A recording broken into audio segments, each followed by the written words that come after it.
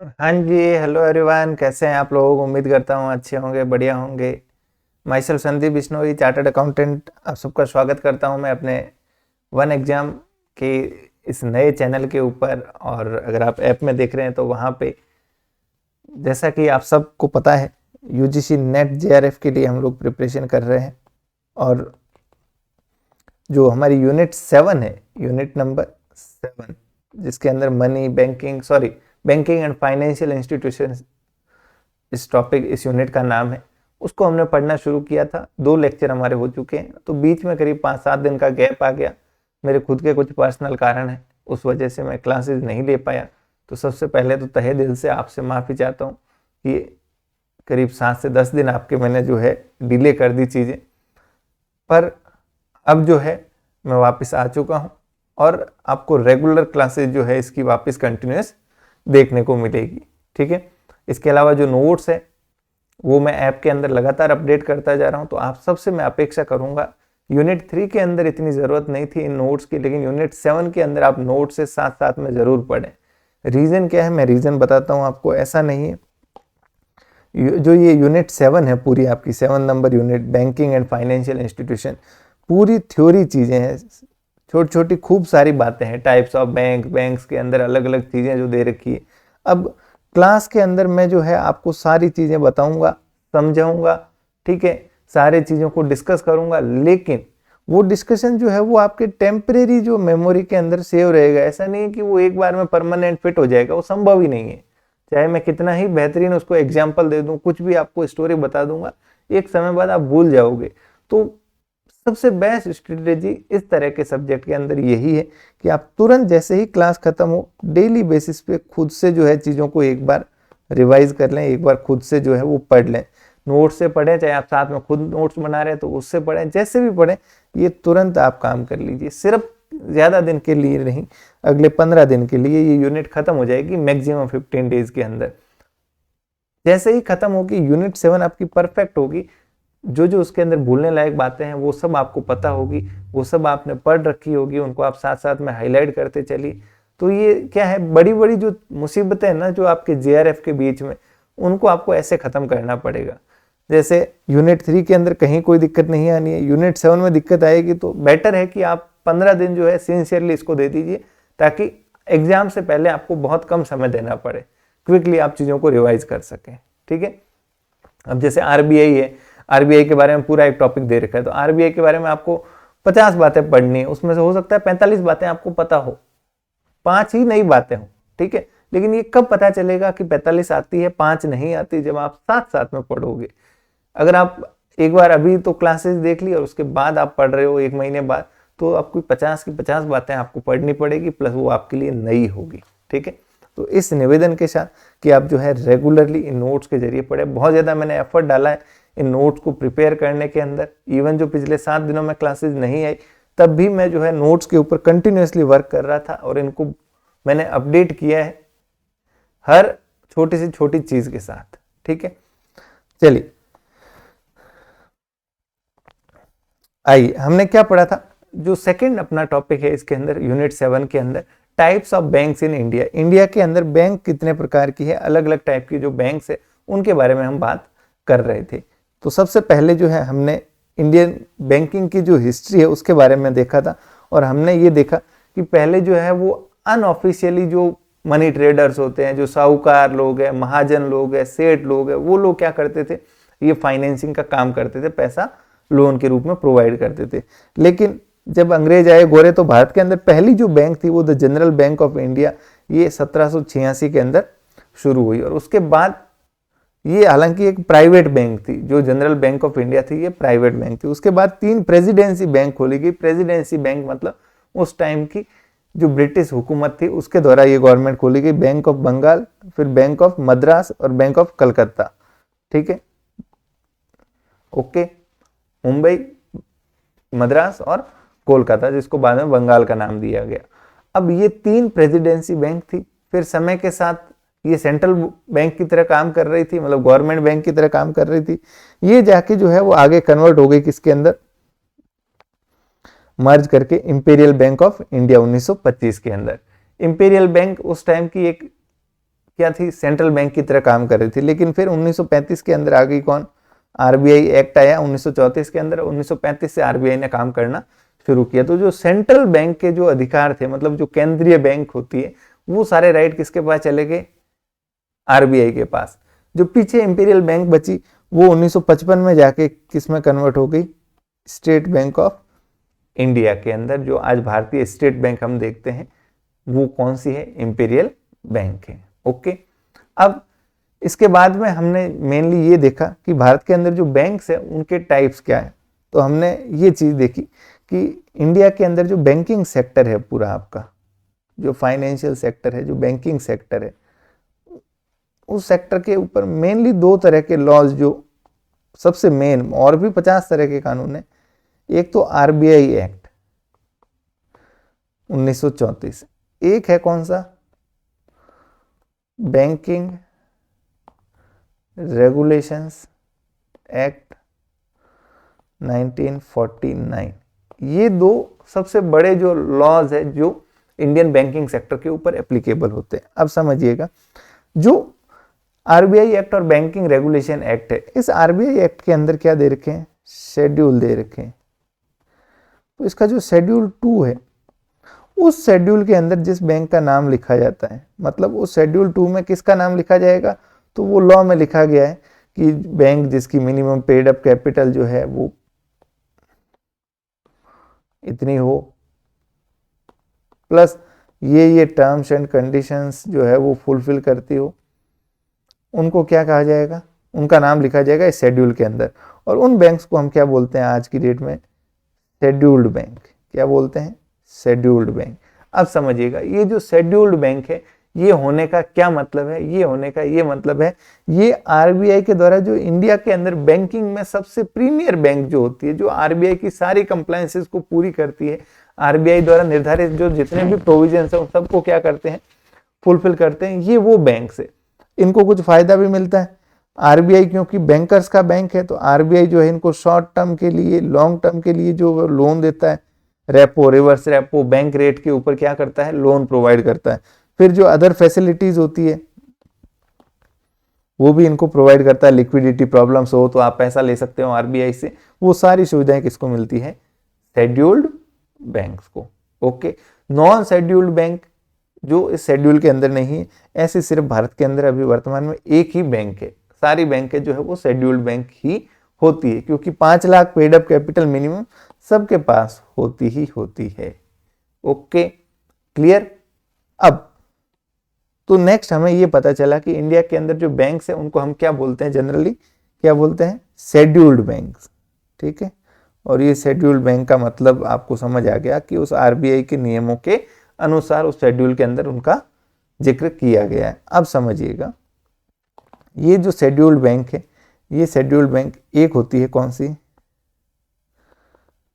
Public sector bank,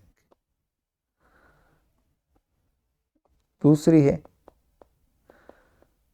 private sector bank.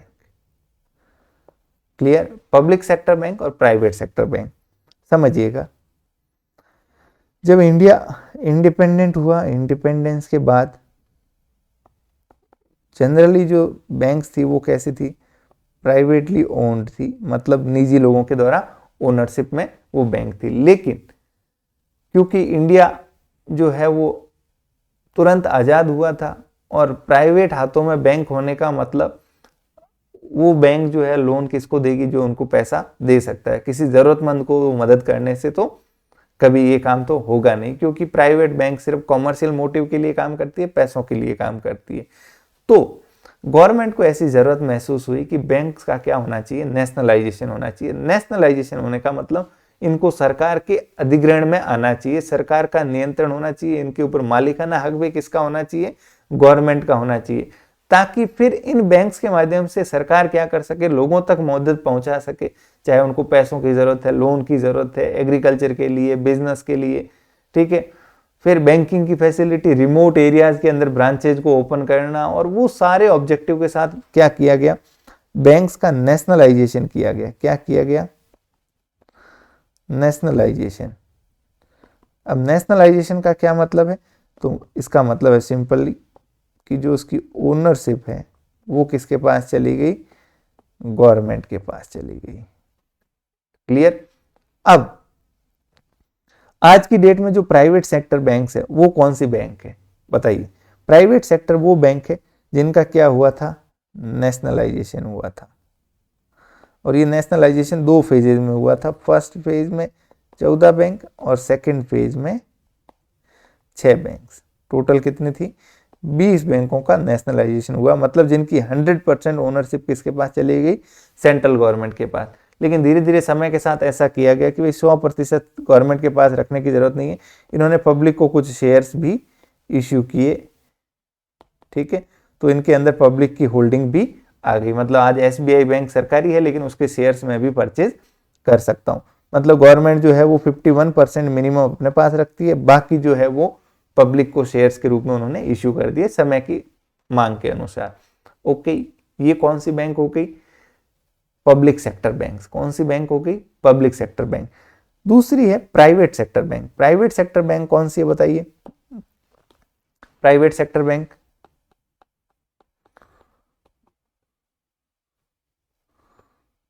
तो private sector की जो बैंक्स आज हम देखते हैं, जैसे एग्जांपल के लिए ICICI bank, HDFC bank, axis bank, Kotak Mahindra bank, ये सारी क्या है, प्राइवेट सेक्टर की बैंक है।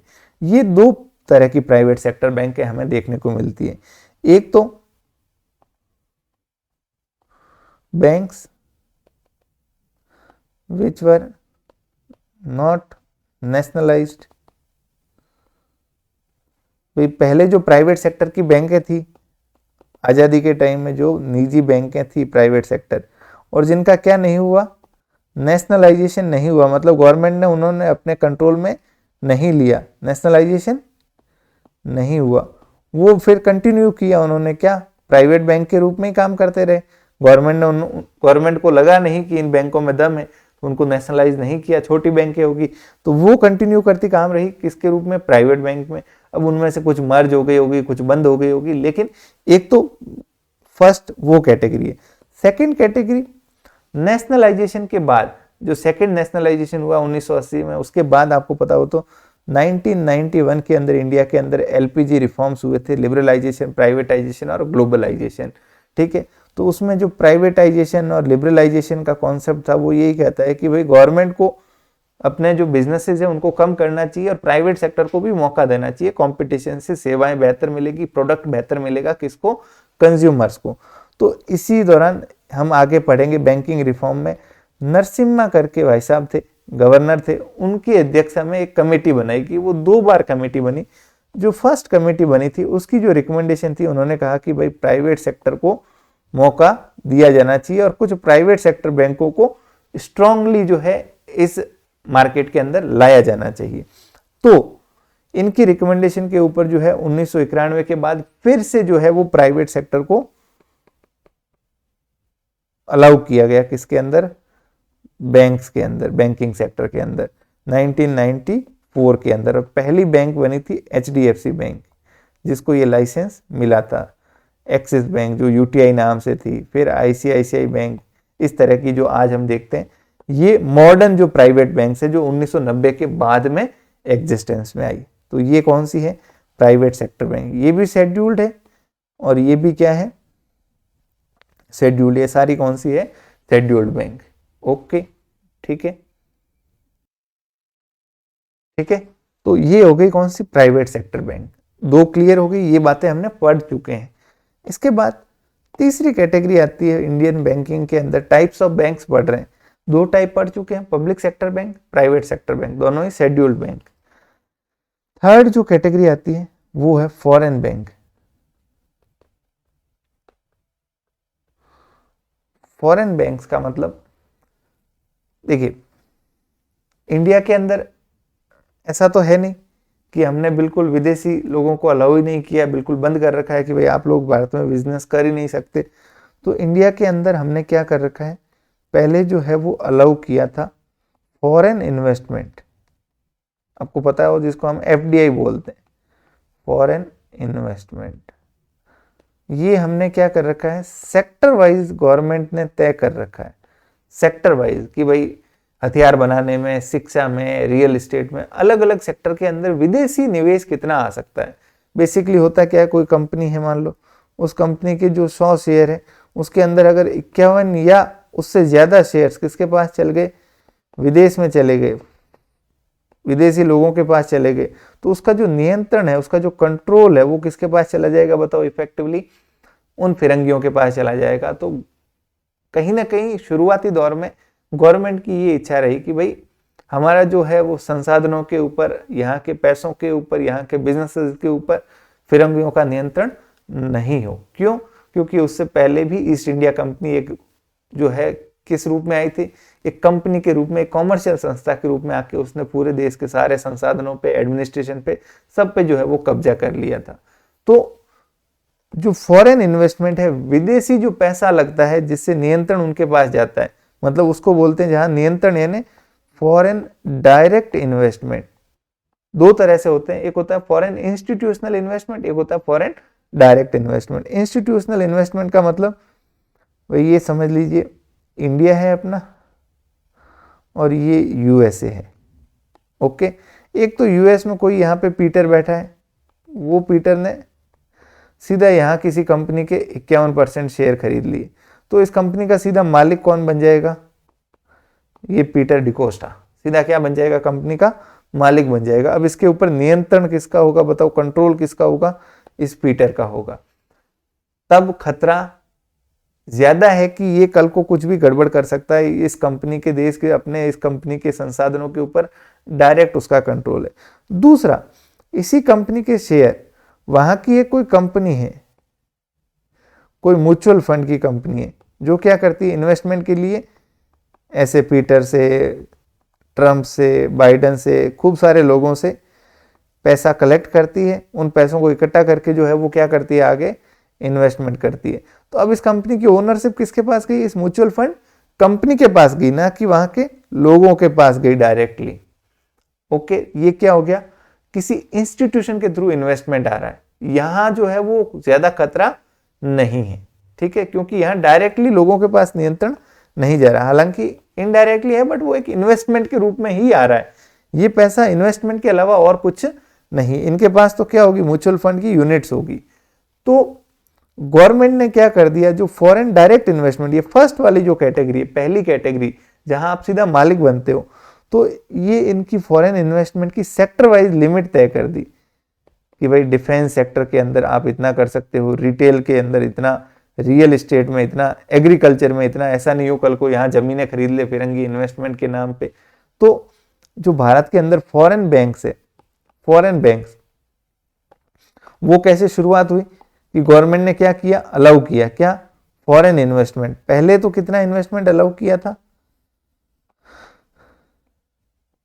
49% तक एफडीआई अलाउ था, अब उसको इंक्रीज करके 74% कर दिया। ये 49 और 74 का क्या कॉन्सेप्ट है, तो ये 49 तक होना मतलब 51% किसके पास रहेगा, इंडियंस के पास रहेगा, मतलब उस पर इफेक्टिवली भारतीय का नियंत्रण होगा। तो कंपनी एक डेमोक्रेसी की तरह होती है, जिसका बहुमत उसका राज होगा। तो 51% इंडियन के पास। 74 का लॉजिक ये है कि 26 किसके पास रहेगा, इंडियंस के पास। और कुछ भी स्पेशल रेजोल्यूशन होता है, कुछ भी इस तरह का डिसीजन होता है जहां ज्यादा वोटिंग चाहिए, मेजोरिटी चाहिए, तो वहां आपको 3/4 जो है वो बहुमत चाहिए, तो वो उससे कम रखने के लिए 74 पे कैप कर दिया गया उसको। अब सुनिएगा बात, हम क्या पढ़ रहे हैं, फॉरेन बैंक्स। मैं ये इसलिए बता रहा हूं, इससे पहले हमने कौन सा पढ़ा, प्राइवेट सेक्टर बैंक। अब जो भारत के अंदर प्राइवेट सेक्टर बैंक्स है, उनके अंदर बहुत ज्यादा क्या है, एफडीआई, मतलब उनके अंदर विदेशी जो निवेश है वो बहुत ज्यादा है, विदेशी जो इन्वेस्टमेंट है वो बहुत ज्यादा है। क्या है, बहुत ज्यादा। ठीक है, किसी में 50% है, किसी में 60% है, किसी में 40% है, इस तरह का विदेशी इन्वेस्टमेंट है। तो इफेक्टिवली इन प्राइवेट सेक्टर कंपनियों का नियंत्रण किसके पास है, फिरंगियों के पास है। लेकिन फिर भी हम इनको कैटेगराइज करते हैं as a private sector bank.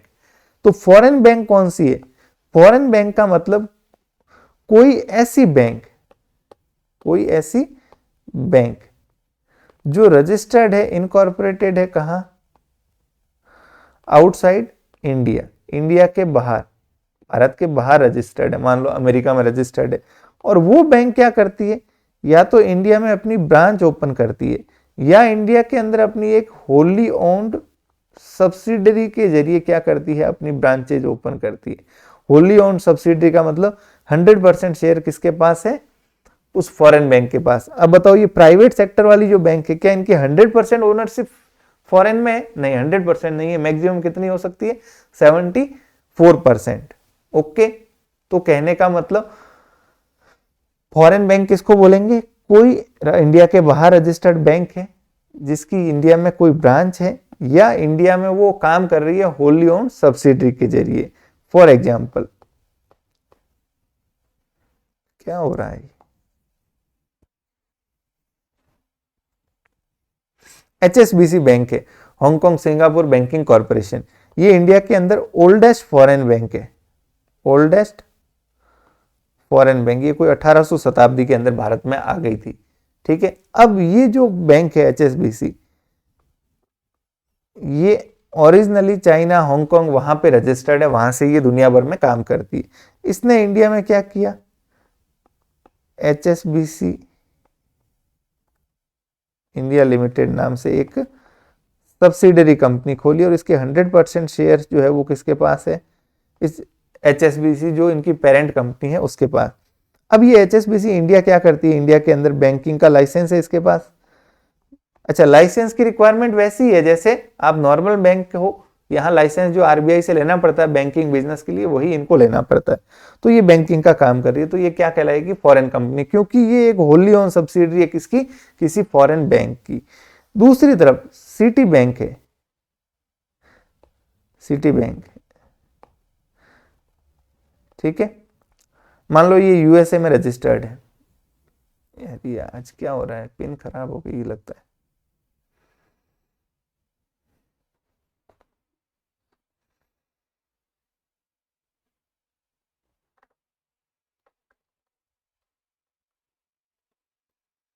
Sorry, आपका टाइम मैं खराब कर रहा हूं, लेकिन टेक्निकल चीजें हैं।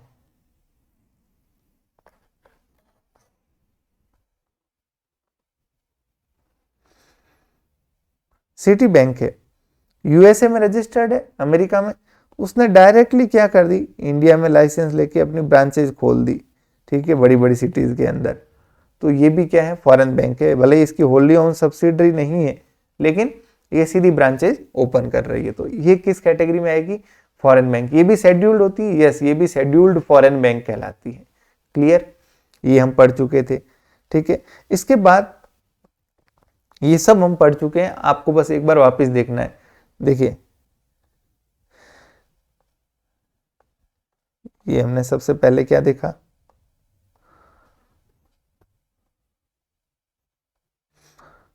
फर्स्ट जो नेशनलाइजेशन हुआ 1969 के अंदर, जिसमें 14 बड़ी बैंकें थी। एक बार आप इस लिस्ट को जरूर देखें। नेशनलाइजेशन क्यों किया गया, बैंकिंग को इंडिया के पूरे देश के अंदर फैलाने के लिए।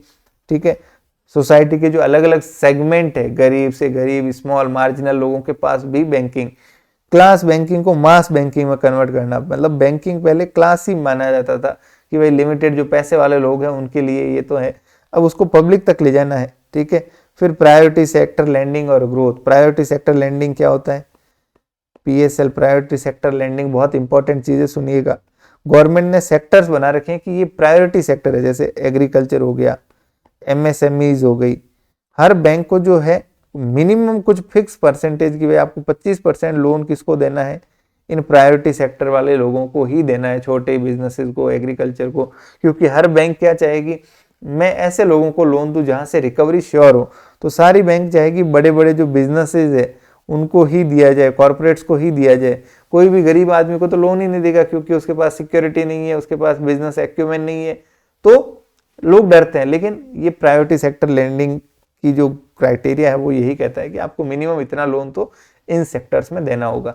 ये कब हो पाएगा, जब इन पे नियंत्रण किसका होगा, गवर्नमेंट का। अगर कोई प्राइवेट बैंक है वो तो कह देगी मैं क्यों दूं भाई, मेरे को नहीं देना, मेरे जहां मुनाफा होगा वहां दूंगा मैं लोन। तो नेशनलाइजेशन इसलिए किया गया, ये सारे ऑब्जेक्टिव्स थे। फिर 1980 के अंदर 6 और बैंकों का नेशनलाइजेशन हुआ। ठीक है, क्लियर। अब प्राइवेट सेक्टर बैंक जो इंडिया के अंदर है, तो नरसिम्हा कमेटी जो है उसने ये रिकमेंडेशन दी और उसके बाद प्राइवेट सेक्टर बैंक्स खुली। इंडिया में बैंकिंग स्ट्रक्चर हमने देखा, शेड्यूल्ड बैंक जो सेकंड शेड्यूल में उनको सर्टेन प्रिविलेजेस मिलते हैं। एक तो उनको आरबीआई से रीफाइनेंस मिल जाता है, पैसा ले सकते हैं, ठीक है, करेंसी चेस्ट फैसिलिटी मिल जाती है, वो क्लियरिंग हाउस के मेंबर्स होते हैं, ठीक है। अच्छा, कोऑपरेटिव बैंक्स भी शेड्यूल्ड बैंक हो सकती है, हम देखेंगे आगे, जैसे प्राइवेट सेक्टर की bank, foreign bank, public bank, ये सब शेड्यूल्ड बैंक होती है, ठीक है। नॉन शेड्यूल्ड बैंक जो सेकेंड शेड्यूल में नहीं है। अब कॉमर्शियल बैंक्स, तीन तरह की कैटेगरी होती है बैंक में। एक तो होती है कॉमर्शियल बैंक, मतलब जिनका काम है क्या, प्रॉफिट अर्न करना, सीधी सी बात है। दूसरी होती है कोऑपरेटिव बैंक, ठीक है। एक होती है डेवलपमेंट बैंक, और फिर एक अभी आजकल जो modern other types of bank. तो हमने कॉमर्शियल बैंकिंग में देखा प्राइवेट सेक्टर, पब्लिक सेक्टर और फॉरेन, ये तीनों हम देख चुके हैं। तो पब्लिक सेक्टर के अंदर पूरी बातें हमने डिस्कस की, ठीक है। अब उसमें एक मेजर शेयर है किसका, state Bank of India public sector के अंदर एक इंपॉर्टेंट है। तो स्टेट बैंक ओरिजिनली क्या थी, इंपीरियल बैंक ऑफ इंडिया थी। फिर इसकी शुरुआत हुई 1955 के अंदर। स्टेट बैंक की कुछ सब्सिडरीज थी, जैसे राजस्थान में SBBJ चलता था, state Bank of Bikaner and Jaipur, state Bank of Indore, state Bank of Patiala, Mysore, इस तरह की कंपनियां सब्सिडरीज थी, एसोसिएट कंपनीज थी। तो state Bank of Jaipur and state Bank of Bikaner ये मर्ज हो गए 1963 में, और क्या बन गए, State Bank of Bikaner and Jaipur. फिर State Bank of Saurashtra, Indore, ठीक है। अब SBI है जिसके पास highest number of overseas branches है विदेशों के अंदर। तो ये स्टेट बैंक ऑफ इंडिया जो है एक बड़ी क्या है, पब्लिक सेक्टर बैंक है। आज की डेट में ये एक ही बैंक के रूप में काम कर रही है, सारी सब्सिडरीज एसोसिएट इसमें क्या हो चुके हैं, मर्ज हो चुके हैं, ठीक है। तो इस तरह से मर्ज होके 6 तो ये बड़ी बैंक्स है जिनमें अलग अलग कंपनियां मर्ज हुई समय के साथ, SBI, bank of Baroda, PNB, Canara bank, union bank और इंडियन बैंक। 6 तो ये पब्लिक सेक्टर बैंक, और 6 इंडिपेंडेंट बैंक है, Indian overseas bank, UCO bank, bank of Maharashtra, Punjab and Sind bank, bank of India और सेंट्रल बैंक ऑफ इंडिया। ये 6 क्या है, इंडिपेंडेंट बैंक है, ठीक है। ये मर्ज्ड बैंक का मतलब इनमें समय समय में दूसरी छोटी छोटी बैंक मर्ज होती गई।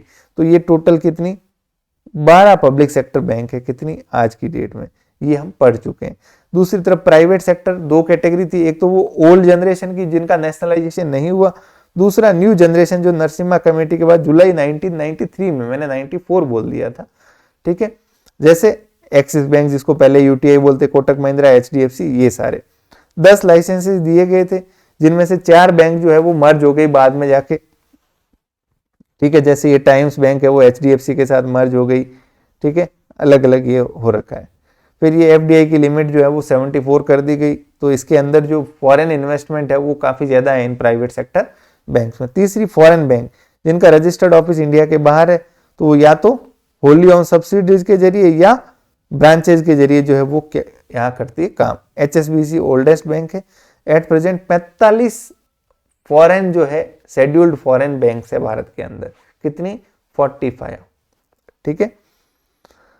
अब एक और चीज, ये हो गई सारी किसकी बात, cooperative bank, sorry commercial banking की। अब नेक्स्ट हम देखने वाले हैं क्या, कोऑपरेटिव बैंकिंग सिस्टम।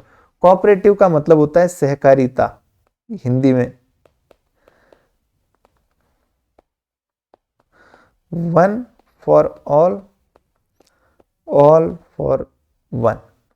बस ये कोऑपरेटिव जो है, सहकारवाद का जो सिद्धांत है, कोऑपरेटिव का जो प्रिंसिपल है वो इतना सा है कि सब लोग मिलके एक के लिए काम करेंगे, एक आदमी सबके लिए काम करेगा, मतलब आपस में मिलजुल के अपन क्या करें, काम करें।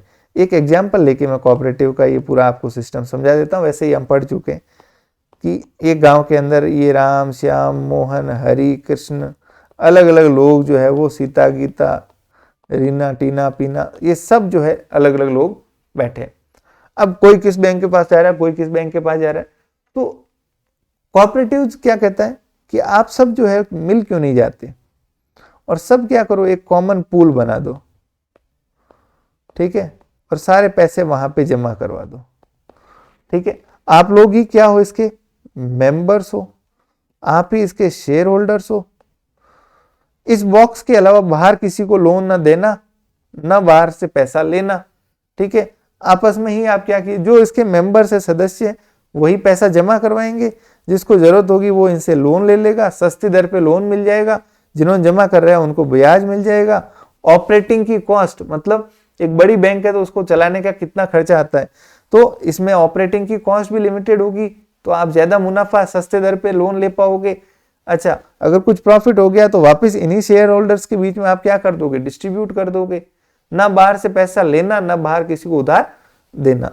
ये क्या है, कोऑपरेटिव। हर एक आदमी सबके लिए काम कर रहा है भाई, डायरेक्टली इनडायरेक्टली। ये जो व्यक्ति है, मान लो ये अपना यहाँ पे हिस्सा दे रहा है, जमा किया इसने कुछ पैसा, तो वो सबके लिए काम आ रहा है, ठीक है।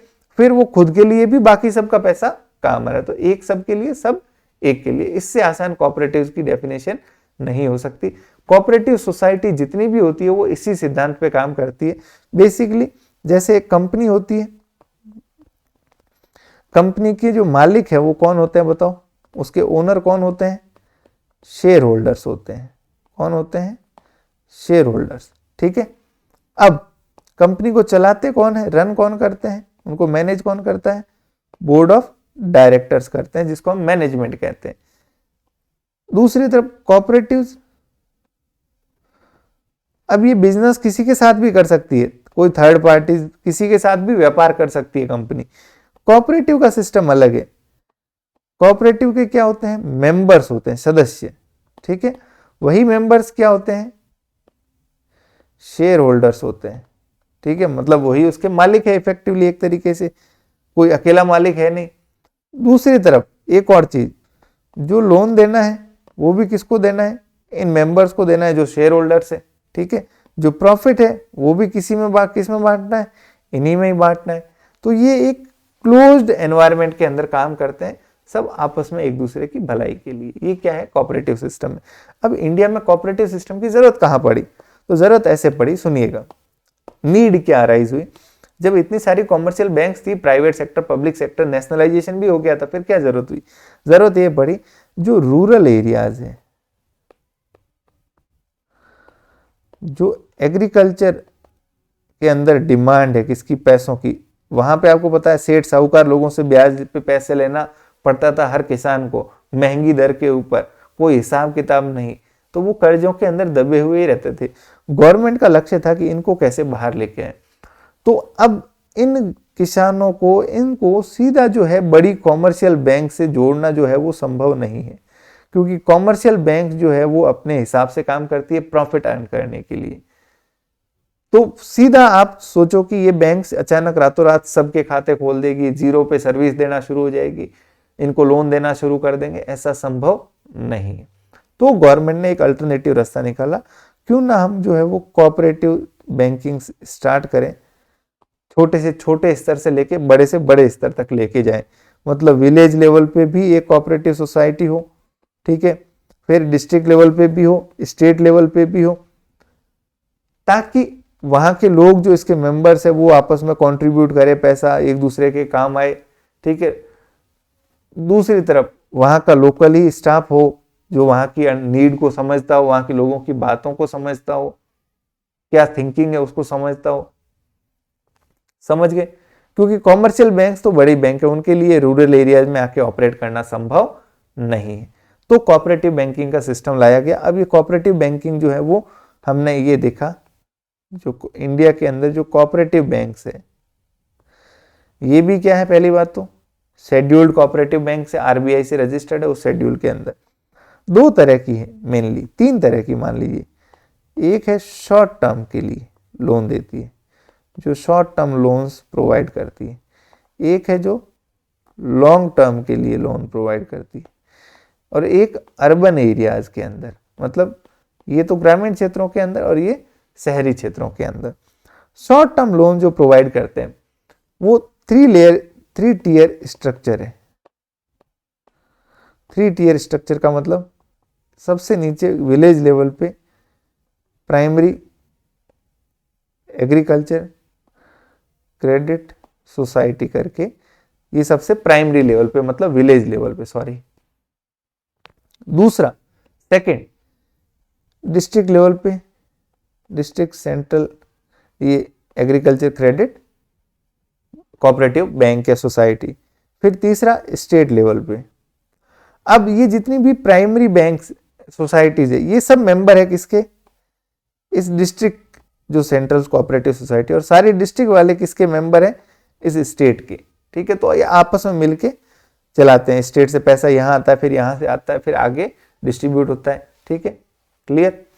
दूसरी तरफ लॉन्ग टर्म के लिए बात करें तो यहां भी दो तरीके से काम होता है, एक डिस्ट्रिक्ट, एक फिर स्टेट लेवल पे। ओके, और तीसरा अर्बन, तो वो अर्बन और सेमी अर्बन एरिया जो छोटे छोटे टाउन होते हैं वहां पे ये ऑपरेट करती है। पहले ये सिर्फ नॉन एग्रीकल्चर पर्पज के लिए देते थे, आजकल एग्रीकल्चर पर्पज के लिए भी लोन दे सकते हैं। ठीक है, तो बस यही देख लीजिए आप, कोऑपरेटिव जो बैंकिंग का सिस्टम है ये वाइटल रोल प्ले करता है, स्पेशली विलेज लेवल पे। आप एक बार तो पढ़ना पड़ेगा। 1904 में ये कोऑपरेटिव मूवमेंट की शुरुआत हुई थी, एक एक्ट पारित हुआ था, कोऑपरेटिव सोसाइटीज एक्ट। फिर ये कोऑपरेटिव सोसाइटीज जो है वो स्टेट गवर्नमेंट का जो लॉ होता है कोऑपरेटिव सोसाइटीज का, वहां भी रजिस्टर हो सकती है या सेंट्रल में भी रजिस्टर हो सकती है। अगर वो एक ही स्टेट में काम कर रही है तो उसी स्टेट लॉ में रजिस्टर होगी। मोर देन 2 स्टेट में, 2 या 2 से ज्यादा स्टेट में काम कर रही है तो वो सेंट्रल कोऑपरेटिव लॉ के अंदर रजिस्टर हो जाएगी। ठीक है, इसके अलावा जो बाकी लॉज है बैंकिंग रेगुलेशन वगैरह वो सब इस पे एप्लीकेबल होते हैं। खास बात यह है कि the shareholder should be the member of cooperative bank. ठीक है, share linkage to borrowing is distinctive feature of cooperative bank. Shares जो है वो लिंक होते हैं किसके साथ, बोरोइंग्स के साथ। मतलब आप जो बोरोइंग करना चाहता है पैसा उधर, उसको शेयर होल्डर होना जरूरी है। क्लियर। और ये खास करके नीड फुलफिल करती है किसकी, रूरल और एग्रीकल्चर सेक्टर की। जो ग्रामीण और कृषि जो क्षेत्र है वहां पे ये पैसों की आवश्यकताओं को पूर्ति करते हैं। शॉर्ट टर्म बैंक आप जानते हो, लॉन्ग टर्म। शॉर्ट टर्म के लिए 3 स्टेज पे होता है, प्राइमरी एग्रीकल्चर, डिस्ट्रिक्ट और स्टेट कोऑपरेटिव बैंक। ठीक है, लॉन्ग टर्म के अंदर फिर से वही, एक तो लॉन्ग टर्म में कौन सा, स्टेट कोऑपरेटिव बैंक, और दूसरा primary agriculture cooperative and development bank, तीसरा अर्बन कोऑपरेटिव। ये तीनों बातें मैं आपको बता चुका हूं। ठीक है, अब इसके अलावा कुछ और टाइप्स ऑफ बैंक्स हैं जो इंडिया के अंदर चल रही है। ठीक है, ये वैसे मैं पढ़ा चुका था, यहां तक का डिस्कशन जो है मैंने रिपीट किया है। ओके, अब आगे रीजनल रूरल बैंक, RRBs, आपने नाम सुना होगा इनका, रीजनल रूरल बैंक। ये क्या सिस्टम है आप समझिएगा लॉजिक के साथ, तो चीजें क्या जो दिमाग में अलग अलग रहेगी तो ज्यादा इजी रहेगी कि भाई वो बैंक क्यों खोली गई थी, वो क्या चीज है, कोऑपरेटिव क्या बैंक से क्यों खोली जाती है। हम हर जगह देखते हैं कोऑपरेटिव बैंक, तो वो क्या है। तो वो बेसिकली समय की नीड थी कि भाई रूरल एरियाज में, एग्रीकल्चर एरियाज में जो है क्रेडिट अवेलेबल नहीं है, पैसा अवेलेबल नहीं है, तो वहाँ के एनवायरनमेंट के हिसाब से वहीं के मेंबर्स के द्वारा एक लोकल बैंक जो है वो होनी चाहिए। अब RRB का सिस्टम ये था कि भाई एक तरफ तो आपने गवर्नमेंट ने क्या खोल दी थी, कोऑपरेटिव बैंकिंग शुरू कर दी थी भारत के अंदर। दूसरी तरफ जो है वो कॉमर्शियल बैंक्स चल रही थी। अब दिक्कत क्या थी आप समझो, कॉमर्शियल बैंक्स में अच्छी बात क्या है, इनका मैनेजमेंट बहुत शानदार है। सबसे मेन इनके पास पैसा है। भाई ये तो कॉमर्शियल बड़े बड़े बिजनेसेस के अकाउंट संभालते हैं, तो इनके पास क्या है, पैसा है। मतलब बहुत ज्यादा लार्ज अमाउंट में इनके पास मनी है, तो ये फेल इतनी आसानी से नहीं हो सकते। मतलब इनके अंदर अगर NPA जो नॉन परफॉर्मिंग एसेट है, जो डिफॉल्टर है, 5% 10% लोग डिफॉल्ट भी कर लेते हैं, तो भी इनके पास इतना पैसा होता है कि ये सर्वाइव कर जाते हैं। ठीक है, लेकिन कमी क्या है इनकी, बताओ इनकी प्रॉब्लम क्या है, नॉट अंडरस्टैंड रूरल एरियाज। ग्रामीण क्षेत्रों को ये समझते नहीं है, मतलब एक्सपर्टीज नहीं है, गांवों के अंदर ऑपरेट नहीं करते, सिटीज के अंदर ऑपरेट करती है। ठीक है, फिर उनका सही असेसमेंट नहीं कर पाते। भाई जो मान लो मैं क्रेडिट मैनेजर हूं, मैं एक तरफ एक बिजनेस की फाइल को रिव्यू कर रहा हूं, दूसरी तरफ एक किसान की फाइल को, तो अब उस किसान की फाइल में भी मैं तो चाहूंगा कि स्टॉक कहाँ पे है, CA की रिपोर्ट कहाँ पे है, तो वो उसके लिए संभव नहीं है। तो ये असेसमेंट, फिर क्रेडिट का डिस्पर्सल जो होता है वो, उसमें प्रॉब्लम होती है। रिकवरीज के लिए जो है वो आदमी बैंक से कनेक्टेड नहीं है। अब सिटी के अंदर बैंक है, वहां से किसान हूं मैं, लोन लेके आया, तो अब मैं लोड नहीं लेता, क्योंकि वो कब आएंगे मुझे ढूंढते ढूंढते। वहीं मेरे गांव की बैंक है तो मेरे को लगेगा यार ये बदनाम कर देगा, मुझे एक सोसाइटी से प्रेशर रहेगा पैसा वापस भरने के लिए। तो ये कमी उनकी थी, लेकिन ये उनकी अच्छी बात थी। कोऑपरेटिव बैंक शुरू की गई किस उम्मीद में कि भाई इनकी अच्छी बात क्या है, ये रूरल एरियाज में क्या है एक्सपर्ट है, ये वहीं पे ऑपरेट करती है, इनकी ब्रांचेज ही वहीं है, इनको शहरी क्षेत्रों का कोई आइडिया नहीं है। लेकिन दिक्कत क्या थी इनके साथ, इनका एक तो मैनेजमेंट इतना तगड़ा नहीं था, ठीक है। दूसरी बात, कई सारी कोऑपरेटिव बैंक फेल हो रही थी लगातार, मैनेजमेंट नहीं था। सबसे मेन, इनके पास पैसों का बैकअप नहीं था। गवर्नमेंट के भरोसे बैठे रहते थे, गवर्नमेंट कुछ ग्रांट देगी, पैसे रिलीज करेगी तो काम चलेगा, क्योंकि रिकवरी कुछ होती नहीं थी, जीरो रिकवरी या बहुत नॉमिनल रिकवरीज होती थी पैसों की। तो ये इनकी प्रॉब्लम थी। अब गवर्नमेंट को लगा कि यार ये तो भाई हमने इससे परेशान होकर ये शुरू किया कोऑपरेटिव बैंकिंग सिस्टम, यहाँ से परेशान होकर हमने रूरल एरियाज के लिए ये शुरू किया, लेकिन इसमें भी कमियां हैं। तो दोनों को मर्ज करने का फैसला किया कि कोई ऐसा सिस्टम डेवलप किया जाए कि इन दोनों की विशेषताएं जो है वो मर्ज कर दी जाए। तब आया कौन सा, रीजनल रूरल बैंक का idea. Basically regional rural bank क्या है कि जो कॉमर्शियल बैंक है, कोई भी कॉमर्शियल बैंक उसके द्वारा बैक्ड मतलब उसके द्वारा स्पॉन्सर्ड बैंक होती है। स्पॉन्सर्ड मतलब पैसा 50% लगाती है कौन, सेंट्रल गवर्नमेंट। फिर 50%, एक सेकंड है ना, मेरे दिमाग से निकल गया। हाँ, 50% लगाती है कौन, सेंट्रल गवर्नमेंट। जो स्पॉन्सर बैंक है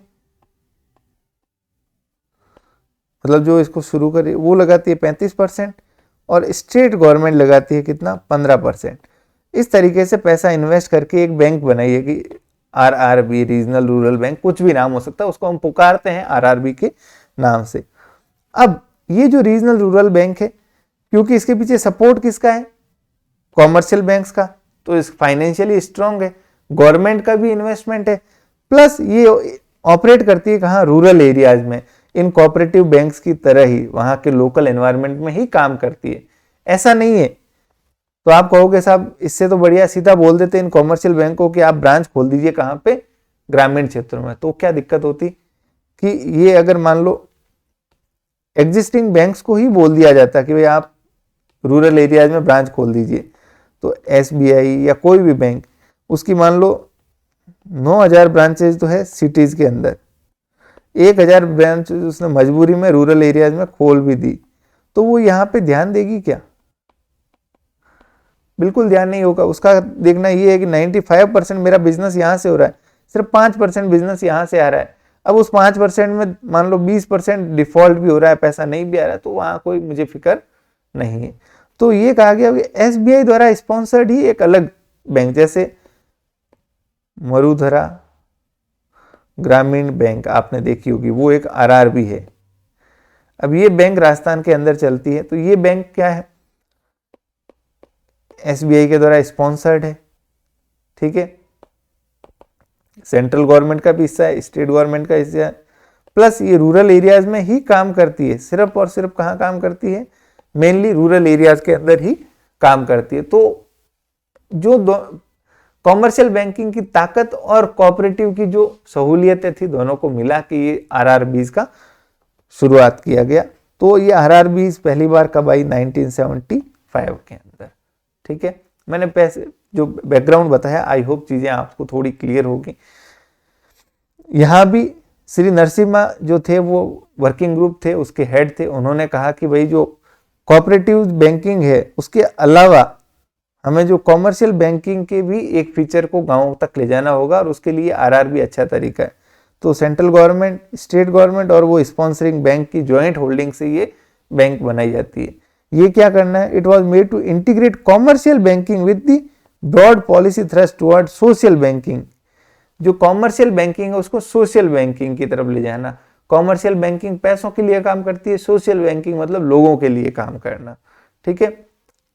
इनका मेन पर्पज क्या था कि भाई जो स्मॉल और मार्जिनल फार्मर्स है, छोटे जो मजदूर है, किसान है, आर्टिसंस है, एग्रीकल्चर लेबरर्स है, स्मॉल एंटरप्रेन्योर्स है ग्रामीण, तो उनको बैंकिंग हैबिट उनके अंदर डेवलप करना, उनको बैंक से रेगुलर कनेक्ट करना। और आप देखोगे जो मरुद्रा ग्रामीण बैंक है, ये गांव के अंदर हर आदमी के खाते इनके पास होते हैं। फिर इसके अलावा जो नरेगा जैसी बड़ी बड़ी स्कीम्स है वो इन बैंक्स के थ्रू ऑपरेट की जाती है, आरआरबीज के थ्रू। अदरवाइज क्या होगा, एसबीआई में अगर मनरेगा का पैसा आएगा तो आदमी 20-50 किलोमीटर दूर तहसील हेडक्वार्टर पे जहाँ बैंक है नज़दीकी वहाँ जाएगा, फिर पैसा विड्रॉ करेगा, तो ये बहुत ज़्यादा मुसीबत वाला काम है। तो आरआरबीज यहाँ भी मदद करती है गवर्नमेंट की स्कीम्स को लॉन्च करने में, कोई फाइनेंशियल बेनिफिट्स जो है वो पहुँचाने के अंदर। ठीक है, तो ये आरआरबी शुरू की गई। एट प्रेजेंट 43 नंबर है और can not open it's branches more than 3 geographically connected district. 3 से अधिक जिले से कनेक्टेड से अधिक में ये नहीं कर सकती। ये मेरे ख्याल से ये खत्म हो गया है अब, है ना, चेक कर लेंगे। और नेक्स्ट है लोकल एरिया बैंक। तो एक बार आज यहीं तक पढ़ेंगे, ये कल जो है इसको नेक्स्ट क्लास के अंदर 15 मिनट में डिस्कशन जो है इस टॉपिक का खत्म हो जाएगा। थैंक यू वेरी मच, धन्यवाद। आई होप मैं उन सारे एरियाज को कवर कर पाया। मुझे लगा कि लास्ट क्लास के बीच में गैप हो गया तो वापस से क्यों ना शुरू से शुरू करूं, बीच में से मज़ा नहीं आता, तो मैंने एक बार बैंक के सारे टाइप्स आपको फिर से करवा दिए। थैंक यू वेरी मच, धन्यवाद।